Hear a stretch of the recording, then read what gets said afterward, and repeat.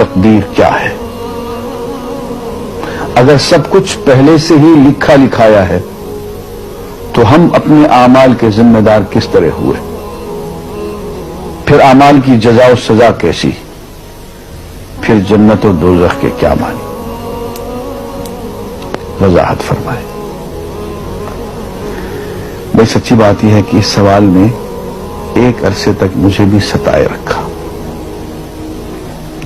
اور میں سوچتا رہا کہ اگر واقعی اللہ تعالیٰ نے پہلے سے ہی سب کچھ لکھ دیا ہے کہ میں اتنے بج کر اتنے منٹ میں بیٹھ کے یہاں پہ ایک لیکچر دوں گا، یہ تقریر کروں گا، اتنے بج کر اتنے منٹ پہ نماز پڑھوں گا، اتنے بج کے اتنے منٹ پہ فلاں کو گالی دوں گا، فلاں کو تھپڑ ماروں گا، یہ پہلے سے ایک میرا شیڈول مرتب ہے اللہ کے یہاں، لکھا لکھایا پروگرام چھپا چھپایا موجود ہے، میرے کیا قصور؟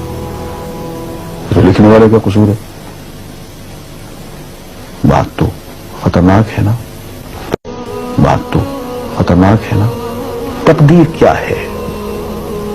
عربی میں اس کے لیے ایک لفظ لکھا جاتا ہے دینی کتابوں میں، علم اللہ السابق، اللہ کا علم جو پہلے سے اسے حاصل ہے۔ اللہ کو معلوم ہے کہ آج میں اتنے بج کر اتنے منٹ پہ اپنی مرضی سے، اپنے ارادے سے، اپنی آزادی فکر اور آزادی عمل پہ، عمل سے کام لیتے ہوئے یہ کام کروں گا۔ اب بھائی کام تو میں اپنی مرضی سے کر رہا ہوں، اپنی آزادی سے، اپنے ارادے سے کر رہا ہوں، لیکن اتنی سی بات تو مانو کہ اللہ تعالیٰ علام الغیوب ہے، علیم بذات الصدور ہے۔ مجھے اپنے بارے میں پتہ نہیں ہے کہ کل 10:10 پر میں کیا کروں گا، اس کو پتا ہے۔ مجھے اپنے بارے میں پتہ نہیں ہے کہ میں 10 سال کے بعد کہاں ہوں گا، کیا کر رہا ہوں گا، فلاں بج کے فلاں منٹ، اس کو پتا ہے۔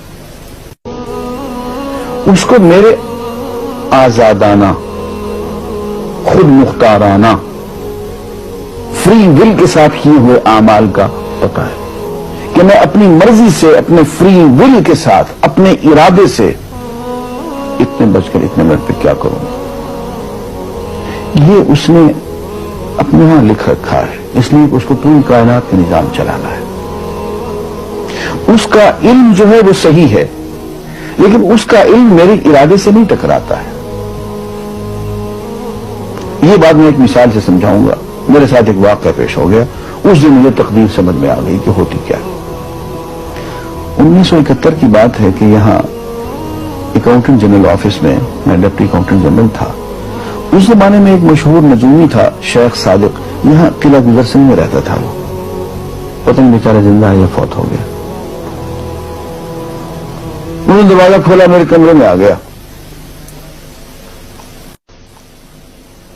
کیا صاحب، ہم آپ کی خدمت کرنا چاہتے ہیں، ہم آپ کو مستقبل کے بارے میں کچھ بتانا چاہتے ہیں۔ میں نے کہا میرے پاس فضول باتوں کے لیے وقت نہیں ہے، میں علم نجوم وغیرہ کو، اس قسم کے یہ فضول باتوں کو میں نہیں مانتا ہوں، مشغول آدمی ہوں، ان چکروں میں مجھے مت ڈالو۔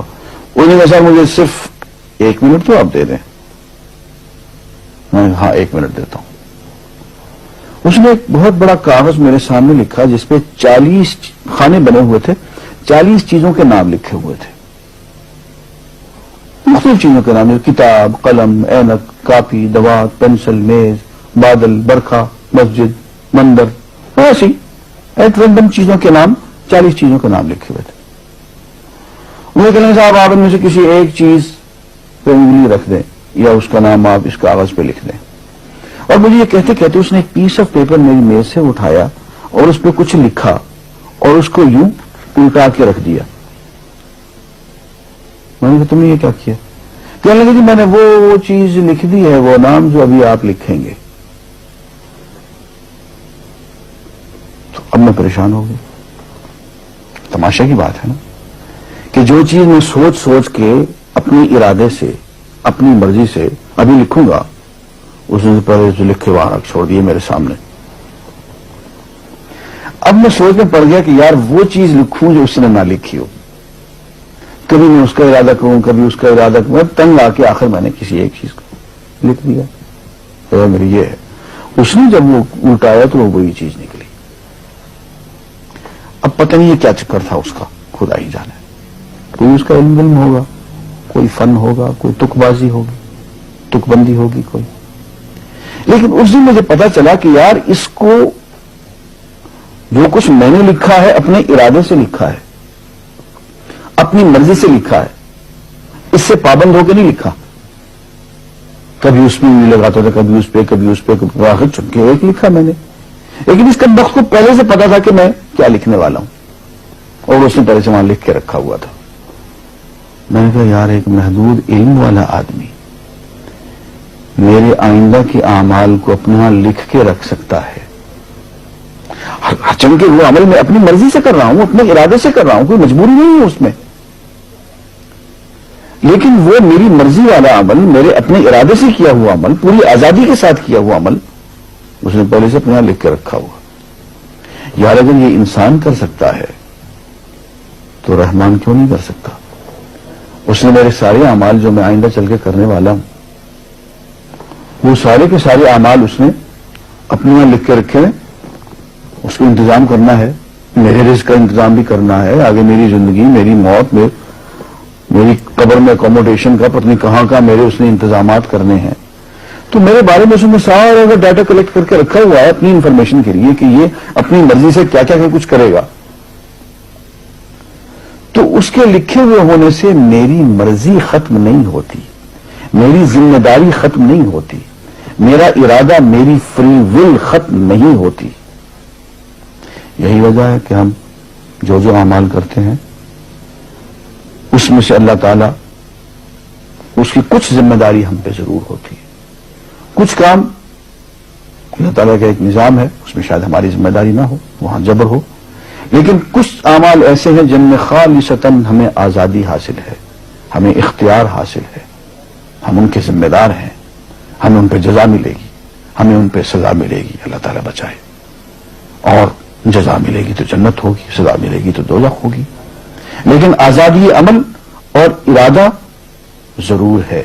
یہ الگ بات ہے کہ اللہ تعالیٰ کو پہلے سے ہی معلوم ہے کہ ہم اپنے ارادے سے اور اپنی آزادی اور اپنی مرضی سے ہم آج اور کل اور پرسوں اور سال بھر کے بعد اور 10-20 سال کے بعد ہم کیا کیا کریں گے اس کے ہاں لکھا ہوا ہے.